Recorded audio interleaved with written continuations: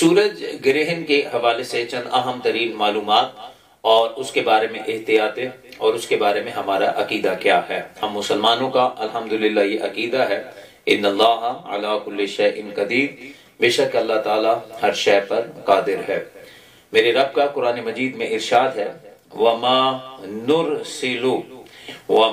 نُرْسِلُ بِالْآيَاتِ إِلَّا تَخْوِيفًا، فرمایا کہ ہم بے شک ڈرانے کے لیے نشانیاں بھیجتے ہیں۔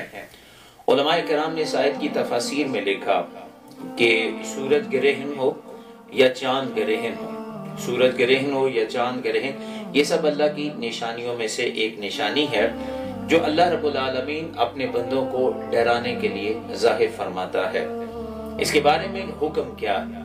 حکم یہ ہے کہ جب سورج گرہن ہو یا چاند گرہن ہو تو پھر ایسے اوقات کے اندر نماز پڑھے، صدقات و خیرات کرے، تسبیح و تحلیل کرے اور اپنے گناہوں سے توبہ استغفار کرے، اور سورج گرہن یا چاند گرہن کی تاریکی کو دیکھ کر قبر و آخرت کی تاریکی کو یاد کر کے اس سے پناہ مانگے، اللہ رب العالمین کے ذکر اذکار میں اور اپنے گناہوں کے استغفار میں مشغول ہو جائے۔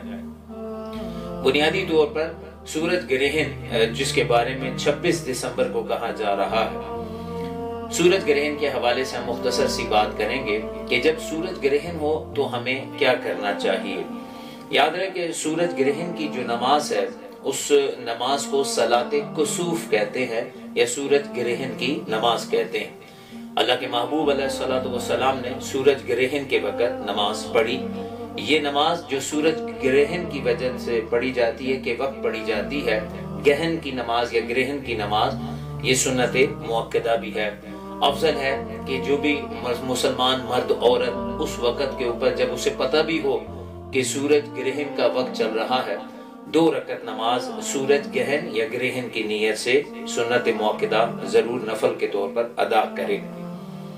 سورج گہن کی نماز جماعت سے پڑھنی مردوں کے لیے مستحب ہے اور تنہا بھی ہو سکتی ہے، اور جب جماعت سے پڑھی جائے گی تو وہ خطیب جو جمعہ کا خطبہ پڑھاتے ہیں وہ اس نماز کو باجماعت پڑھائیں گے۔ اس کے علاوہ یہ نماز اور نوافل کی طرح 2 رکعت پڑھنی ہوگی، یعنی ہر رکعت میں 1 رکوع اور 2 سجدے کرنے پڑیں گے، اور نہ اس میں اذان کہی جائے گی نہ اقامت ہوگی۔ ایسا نہیں ہوگا کہ اذان کہی جائے گی اس نماز کے لیے یا اقامت کہی جائے گی۔ اس نماز کو پڑھنے کا طریقہ ہے کہ 2 رکعت نماز نفل صلاۃ کسوف پڑھتا واسطے خدا تعالیٰ کے، اور جب نماز پڑھیں گے تو اس میں بلند آواز سے نہ امام قرات کرے گا، نہ ایسا ہے اگر ہم اکیلے پڑھیں تو بھی بلند آواز سے قرات نہ کی جائے گی۔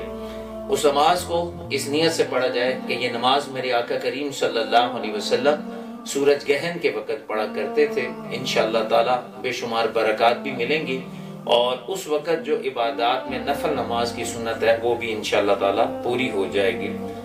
اس نماز کے بعد خوب استغفار کیا جائے، توبہ استغفار کی جائے، کثرت تلاوت کی جائے، اللہ سے ہر وقت خیر مانگنی چاہیے، بالخصوص یہ نشانیاں جب ظاہر ہوں تو خیر مانگی جائے۔ حاملہ عورت کے لیے بھی یہی حکم ہے کہ وہ نماز پڑھے، دعا کرے، توبہ استغفار کرے، اور اس وقت کام کرنے کی تو اسے شرعی ممانعت نہیں ہے۔ مطلب شریعت نے تو کہیں نہیں لکھا کہ جو حاملہ بچی یا عورت ہوگی وہ سورج گرہن کے دوران جو ہے وہ کام کوئی نہیں کرے گی، ممانعت نہیں ہے۔ عوام میں جتنی باتیں مشہور ہیں کہ حاملہ عورت اس وقت کوئی کپڑا وغیرہ نہ کاٹے، چھری ہاتھ میں نہ پکڑے، لوہا نہ ہاتھ میں پکڑے، یا پھر سو نہیں سکتی اور وہ چلتی پھرتی رہے مسلسل، یہ کام نہ کرے، ایسے نہ کرے، ایسے نہ کرے، وغیرہ وغیرہ، یہ سب دراصل بے اصل اور باطل باتیں ہیں، ضعیف الاعتقاد لوگوں کے توہمات ہیں۔ ہمارا عقیدہ کیا ہے کہ نفع نقصان کا مالک اللہ وحدہ لا شریک، نفع نقصان کا مالک اللہ وحدہ لا شریک ہے، جو کچھ ہوگا اسی کی طرف سے ہوگا، سورج ہو یا چاند گرہن ہو، سب کچھ اللہ کے حکم سے ہوتے ہیں۔ اچھا، ایک دلچسپ بات یہ کہ میرے آقا کریم صلی اللہ علیہ وسلم کے صاحبزادے جناب حضرت ابراہیم علیہ السلام کا انتقال ہوا تو اتفاق کے اس وقت سورج گرہن تھا۔ زمانہ جاہلیت کی یہ باتیں عام تھیں کہ جب بھی سورج گرہن ہوتا ہے تو یا تو کسی کی وفات کی وجہ سے ہوتا ہے یا پیدائش کی وجہ سے، ایک باطل عقیدہ یہ بھی تھا۔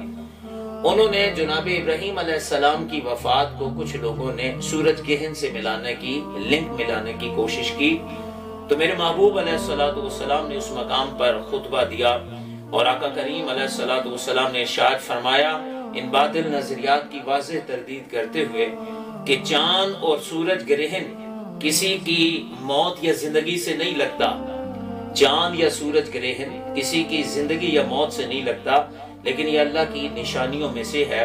یہ دو نشانیاں ہیں، جب تم انہیں دیکھو یعنی سورج گہن یا چاند گہن کو تو اس وقت نماز پڑھی جائے۔ تو آقا کریم صلی اللہ علیہ وسلم نے زمانہ جاہلیت کی ضعیف الاعتقادی کو دور فرمایا۔ اب ایسے صورت میں یاد رہے، خلاصہ ہے، آخری بات یہ بڑا ذہن میں رکھیے گا، ایک ہے عقیدہ۔ ہم مسلمانوں کا عقیدہ الحمدللہ یہ ہے کہ جب سورج گہن ہو یا چاند گہن تو اللہ پر توکل رکھیں، وہی ہر شے کا مالک ہے، وہی نفع و نقصان ہر شے اسی کے اختیار میں ہے۔ یہ ہے عقیدہ ہمارا۔ ایک ہے احتیاط۔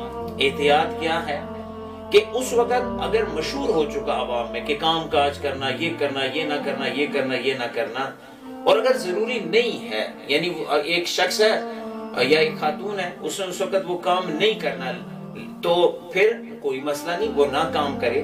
اگر وہ نہیں اس وقت سبزی کاٹ رہی ہے، اس کے ہاتھ میں چھری نہیں ہے، تو کیا ضرورت ہے زبردستی چھری پکڑنے کی؟ ایک ہے احتیاط، اگر ان کاموں سے احتیاط کر لے، لیکن عقیدہ یہ ہوگا تو وہی جو اللہ کے حکم سے ہوگا۔ لیکن ہم احتیاط کر رہے ہیں کہ احتیاط میں شریعت نے کوئی ممانعت تو نہیں دی، شریعت نے یہ تو نہیں کہا کہ ہاں جی جب سورج گہن یا چاند گہن ہو تو لازمی طور کے اوپر اس وقت سب نے کینچیاں پکڑ لینی ہے، حاملہ عورتوں نے چھریاں پکڑ لینی ہے وغیرہ وغیرہ، ایسا تو نہیں کہا گیا۔ لہٰذا احتیاط کی جائے تاکہ مطلب یہ ہے کہ انسان جو ہے مطمئن رہے۔ اور اس میں ایک نقطہ علماء یہ بھی کہتے ہیں کہ ضد نہ کی جائے۔ ضد کیا ہے؟ ایک شخص ایسا وہ ضد کے طور پر سورج گہن اور چاند گہن کے دوران وہ زبردستی یہ کام کسی بھی خواتین سے یا حاملہ عورت سے وہ زبردستی ضد میں آ کر کرواتا ہے، تو اس سے بچا جائے۔ کیوں؟ خدا نخواستہ اس کی ضد ٹھہری اپنی جگہ، لیکن ایسا ہوا، واقعی ایسا ہوا کہ اس بچے کے مقدر میں ہی اپاہج پیدا ہونا لکھا تھا، وہ سورج گہن کی وجہ سے تو نہیں ہوا، لیکن پھر کیا ہوا، پھر علاقے، پھر عوام میں، پھر اللہ کی مخلوق میں یہ بات شیطان مشہور کرا دیتا، دیکھا فلاں نے ضد میں ایک بات کروائی تھی، یہ سورج گہن کے وقت یہ کام کیا تھا، جس کی وجہ سے کیا ہوا کہ یہ معاملہ ہو گیا، فلانے کے بچے پہ اثر پڑ گیا، فلانا یہ معاملہ ہو گیا۔ لہٰذا نہ ضد کی جائے، نہ ہی ضد میں آ کر کوئی ایسا کام کیا جائے۔ عقیدہ یہ کہ اللہ ہر نفع نقصان کا مالک ہے، احتیاط اگر کر لی جائے تو بہت افضل ہے۔ اللہ رب العالمین سب مسلمانوں کو احکام شریعت پر عمل کرنے کی توفیق عطا فرمائے۔